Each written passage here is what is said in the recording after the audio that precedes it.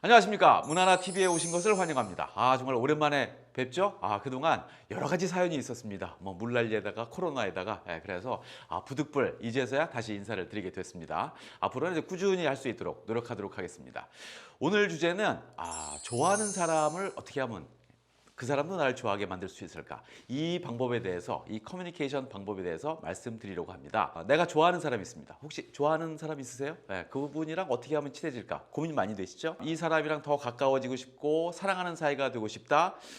그럼 어떻게 해야 되지? 고민 무지하게 돼 있잖아요. 일단 첫 번째로 가장 좋은 방법은 심장을 뛰게 만드는 겁니다. 인위적으로. 그렇게 하면은 두 사람의 호감도가 급속도로 올라갈 수가 있어요. 그래서 이 두 사람이 더 친밀해지기 위한 데이트 코스를 꼽으라면 어디가 가장 먼저 떠오르시겠습니까? 심장이 먼저 뛰어야 되니까. 일단은 에버랜드나 서울랜드 같은 그런 데 가셔가지고 롤러코스터 같은 거 막 이렇게 타잖아요.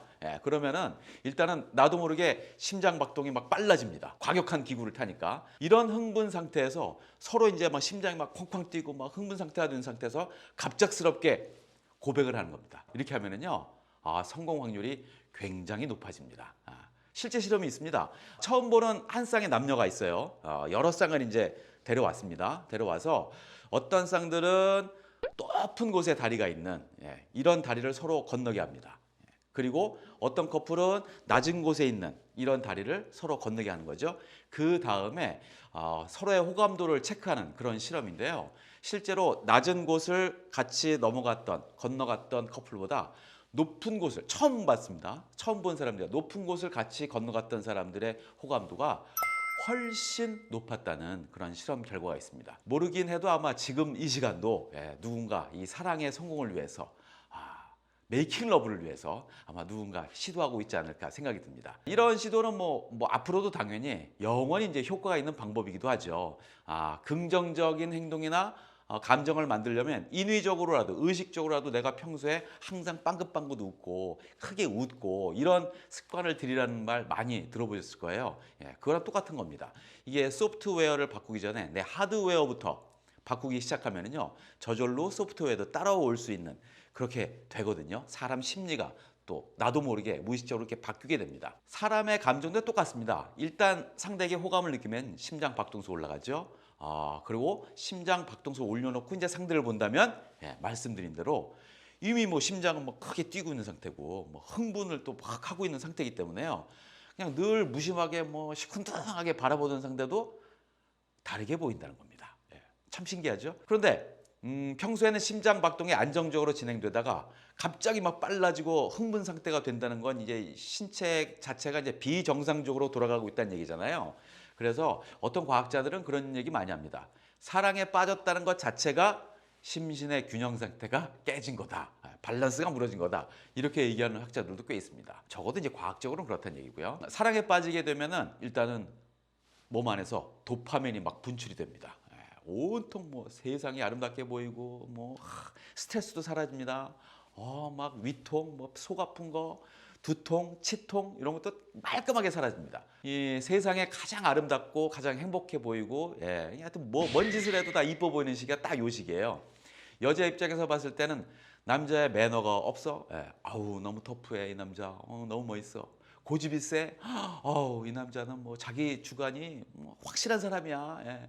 그리고 또 뭐 어쩌다 양말을 막 아무데나 뒤집어 놓고 확 여기다 던지고 소파에 던지고 막 침대에 던져.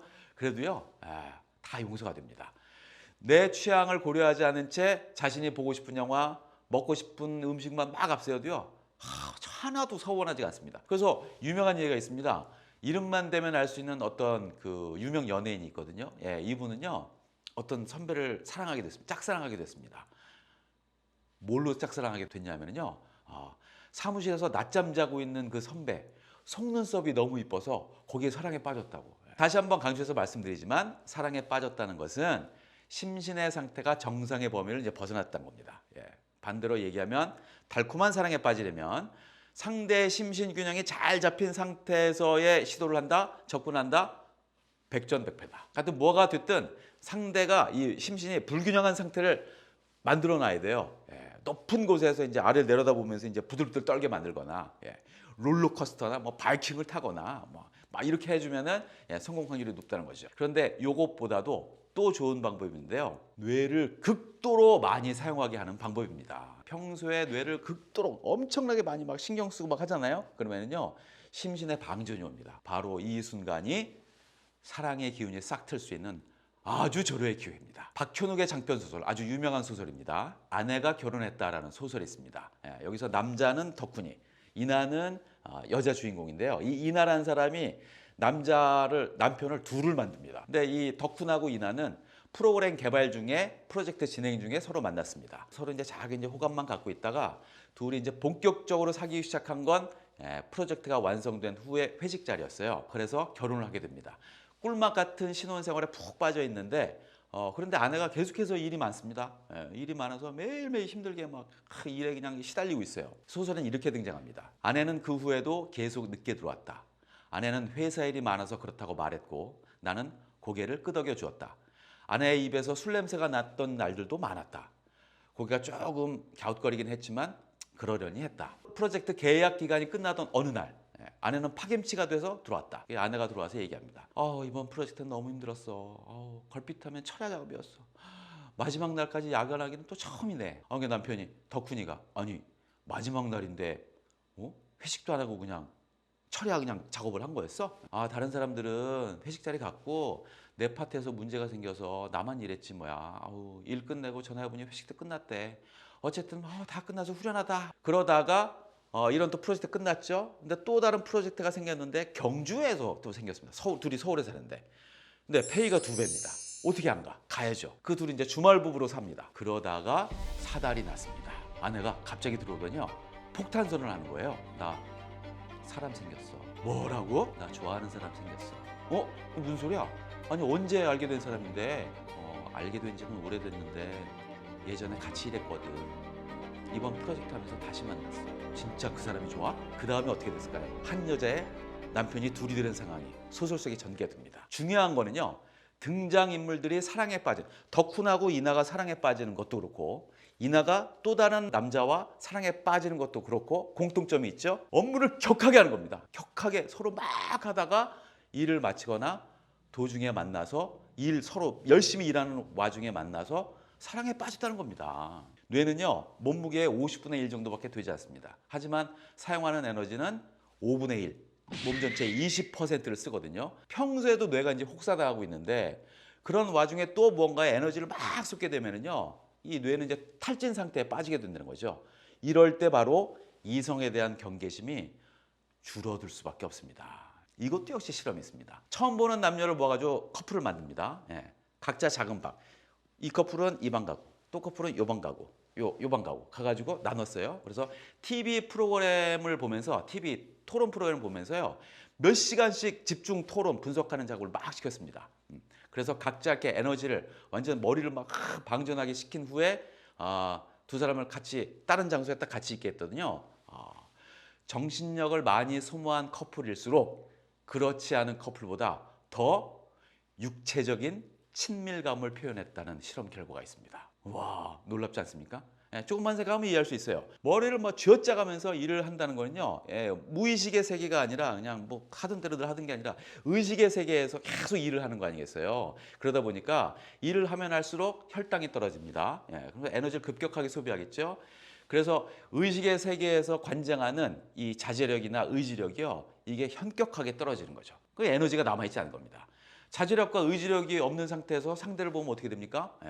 당연히 나도 모르게 예쁘게 보이거나 그리고 또 멋지게 보일 가능성이 아주 높다는 거죠. 아내가 결혼했다 해서 그 소설에 나오는 것처럼 또 새로운 남편처럼. 그래서 가만히 생각해 보면 뭐 말씀드린 대로 밤늦게까지 서로 야근하다가 정들어서 결혼하는 거 굉장히 많습니다. 진짜 둘이 안 어울릴 것 같은데 아니 몇 달 전에도 뭐 깜짝 발표 우리 결혼합니다. 뭐 이런 경우 굉장히 많아요.